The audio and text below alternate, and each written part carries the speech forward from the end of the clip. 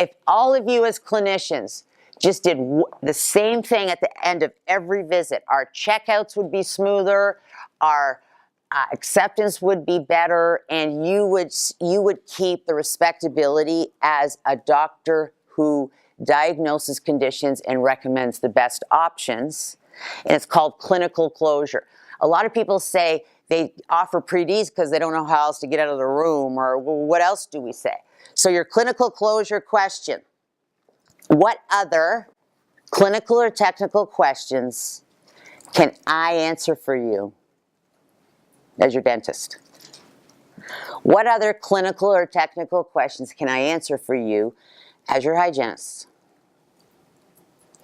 What other clinical or technical questions can I answer for you as the doctor's assistants before we what? There you go. Before we take you to the business office for them to help you fit it into your life.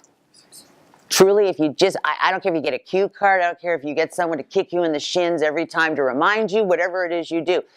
And really, what is this about? This is about more, it's a lot about a human psychology of if you end with, let's send a pre-D, everything you just diagnosed and everything you took all these years of clinical judgment and education and academics and all the things, you just basically, you just devalued yourself.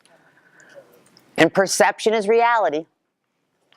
Because they go to the business office and they go, yeah, he said you sent a pre-D. Right? And they love that. Why do patients love pre-Ds? Because they know they have call display. The pre-D is going to come to them. Where did pre-D responses not even go anymore?